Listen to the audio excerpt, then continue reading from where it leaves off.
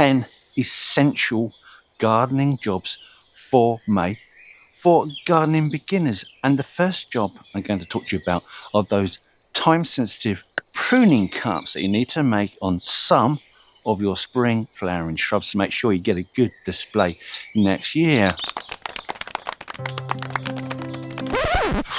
Oh yes, I will also be discussing the well-known Chelsea chop that everybody likes to talk about, but nobody really knows what it is. I'll do that near the end. Let's get to it. Job number 1.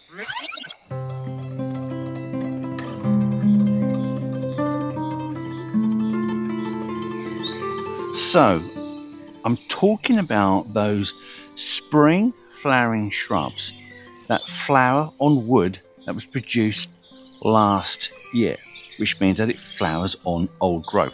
This means that once they finish flowering this spring, you need to cut them back to get new growth upon which next season flowers will be produced on. So you need to cut these now, immediately after these plants have flowered.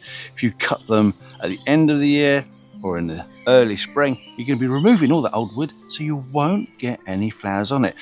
These are the main plants I'm going to talk about.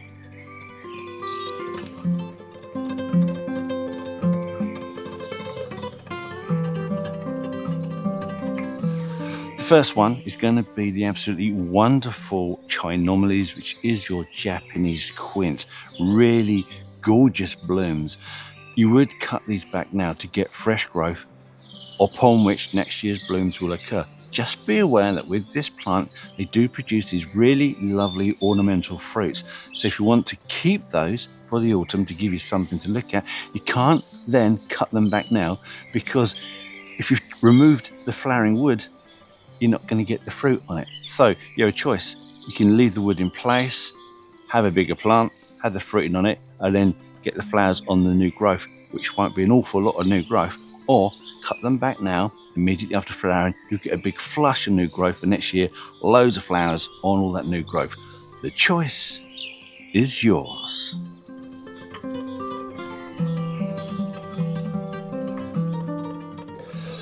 The next plant is one that you rarely see in flower because it is always cut at the wrong time of year, and that's Exochorda, Marcantha, the bride.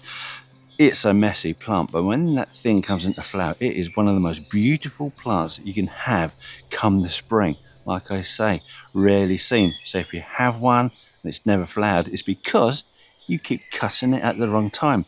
Like I say, the time to cut this plant is now, immediately after the flowers have finished.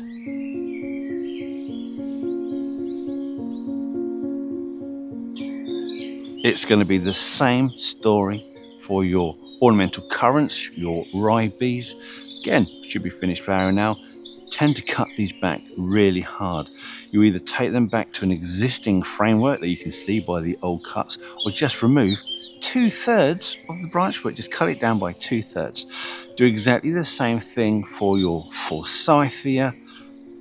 You can see a pattern here, it's happening. I do like those Forsythias, but if you don't cut them back hard, you've got to be a bit hard with them. You'll just get the blooms on the little bit of new growth from what you get this year. Cut it back, big flush of growth, loads of wood for your flowers on. Now, of course, there are other spring flowering shrubs that flower in the previous season's wood, and any great ones, you can put those in the comments, start a conversation. We would love to hear from you about that.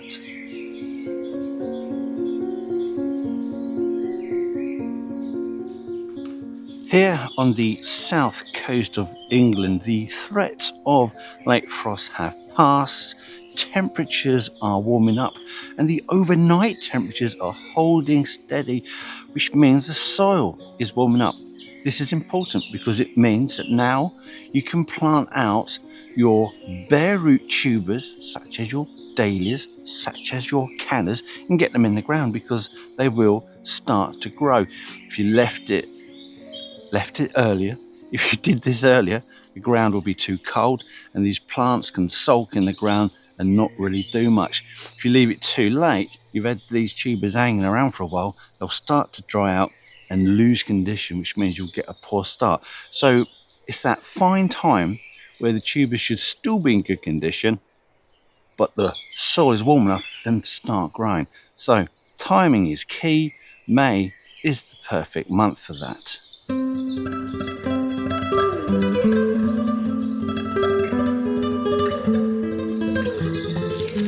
Job number 3 is all about string and scissors, and you'll probably be using a lot of string. If you've noticed, all your climbing plants are really starting to romp away, which means they can get very untidy very quickly. So for May, go around, make sure that all the stems are tied back in so they're not making an absolute mess, particularly with your climbing roses and your rambling roses, especially if you don't like being ripped apart with septic thorns. Nobody likes that.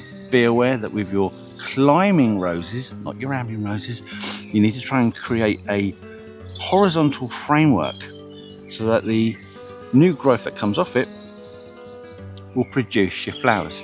The difference between rambling roses and climbing roses is that rambling roses flower on the previous season's wood. Remember, we spoke about that on the first one, whereas your climbing plants flower on the new season's wood. So that's this season's wood. So if you didn't prune them in the spring, I'm talking about middle of March, you should really prune them now to get all that lush growth.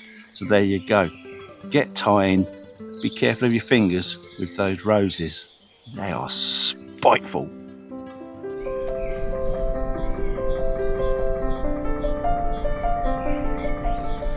Garden job number 4 is to do with your lawn maintenance, because now is the time that you can put down your lawn care products. We're talking about your lawn feed, weed and moss killers. Just be aware you need to put these down when the soil is still damp and the grass itself is dry, and you usually apply these the opposite week to when you're mowing your lawn. So you would typically be mowing every 2 weeks. Well, the week you're not mowing, that's the ideal time to put down your lawn feed and weed. Now some of you out there are going to say, Simon, don't you know it's May and we don't mow in May? Jesus, I appreciate no one actually talks like that. No Mow May is a big bugbear of mine, and I will talk a little bit about that at the end of this video, because on May Bank Holiday Monday I'm going to be releasing a video about why I hate No Mow May. We'll discuss it a bit later on.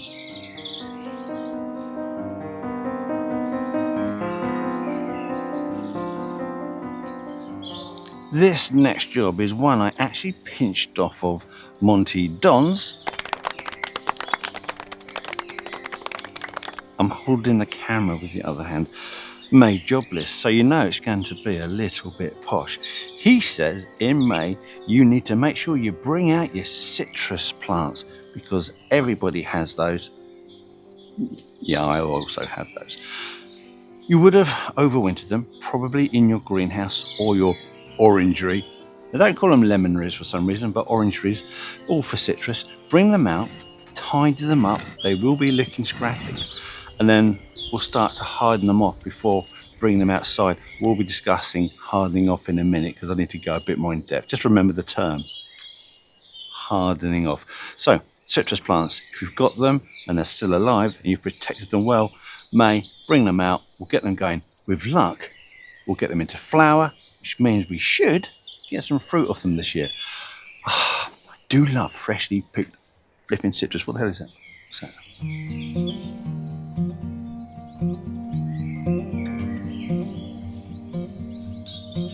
You may have thought that the time for lifting and dividing plants has already passed us, but no, there are still some plants you can lift and divide now in May. The first one are going to be your ornamental grasses. The best time to cut these is when they start to actively grow. Now, if you're growing them in pots, you can take them out of the pots, you can lie them on a table, cut them in half with a sharp knife, repot them. Wow, you've got 2. Saved yourself some money. But if you're in the ground, that's also fine. Just dig them up, chop them in half, put one back in the ground, and again, put that second root mass wherever you like it. Don't mess about with that root mass any more than that initial cut, because you can shock the plant. It will stop growing while it settles, and that can take a couple of months. But there's another little group of plants that you can propagate now. I'll show you, because we did this job last year. Primroses. Now, mine aren't really ready just yet because they're still in flower, but as soon as these have finished flowering, you can lift them, separate them into their constituent plants, and replant them in the ground. Last year this was one plant, this year we've got 3 plants. I'll probably do it again to fill up these gaps. Another crucial job for May is to do your pest and disease walk around your garden. I'm going to concentrate really on the pests at the moment because there's 3 really big ones around that can make an absolute mess. First one is obviously the worst pest in the entire world, and that is your slugs. Second place, snails, despite the fact that the Royal Horticultural Society is trying to tell us that slugs are no longer classed as pests. What are you flipping talking about? Oh, they're so funny over there.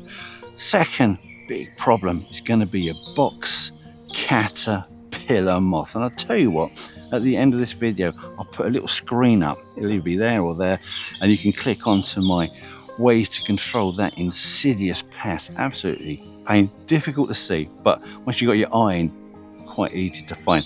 Only the native wildlife would do their job properly. And third on the list is going to be your scarlet lily beetle. Oh my god, good thing about that, very easy to see, very easy to control, but if you're not keeping an eye out, absolutely ruin your plants. And what's worse, the baby larvae of the scarlet lily beetle protects itself by placing all of its poop on its back. Absolutely disgusting. Anyway, either control them using organic methods, picking them off, don't stamp on them, that's a terrible thing to do, or buy yourself a decent systemic insecticide and spray it. But I know we're all going organic now, so just pick them off, dispose with them as you will. With your slugs, there's no decent slug pellets anymore, so you're looking at beer traps, nematodes. That's actually quite a good one, but it's expensive and there's a lot of work involved in that.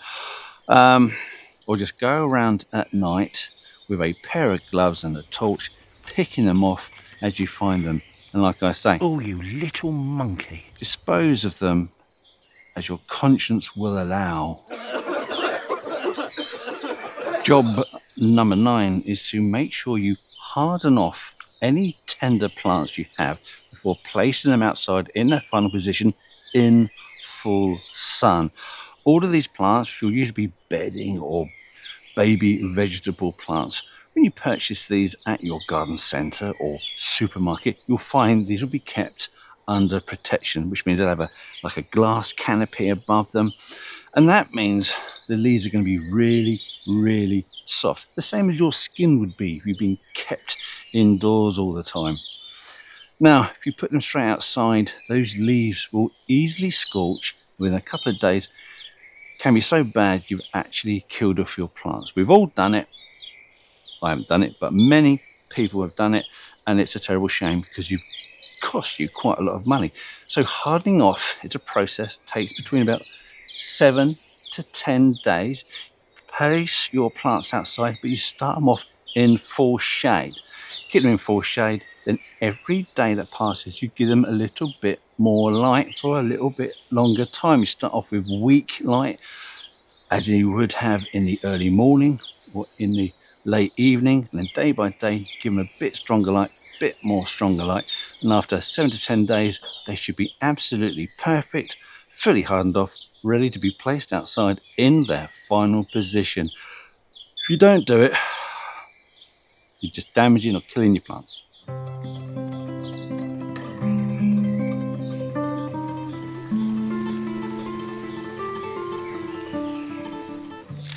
So, job number 10 is the Chelsea chop, and this is the process by which you can extend the flowering period of many of your herbaceous plants. What you do is you approach your plant, look at it, and grab hold of a third of your plant. That's the back third. So it's the bit of the plant that you don't see when you're looking at it, so it doesn't look weird. So the back part of your plant, grab hold of a third of it, cut it down by a half to 2/3. This means that you'll get growth or new growth coming through on that section. Now, all the part of the plant that you didn't chop back, that's just going to flower at its normal time. But the bit you just cut back, that's got to regrow, which causes a delay. So when that front part of your plant has finished flowering, the bit you cut is going to start flowering. So there you go. It's just a way of extending your flowering period. Very simple, not very difficult. People do get confused with it.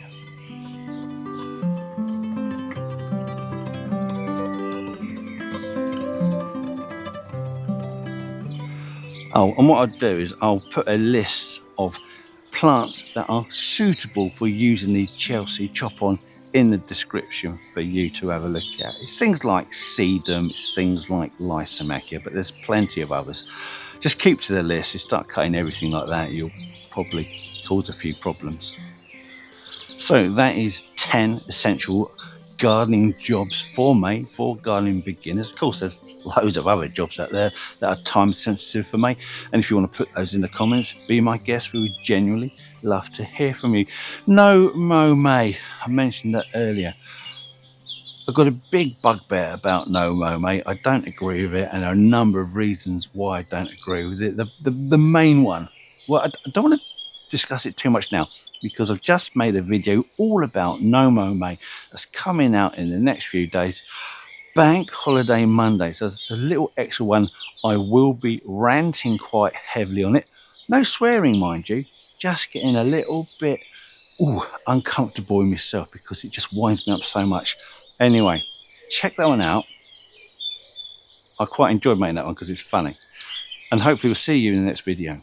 Goodbye. Oh yeah, don't forget, that's that pest video. Very important.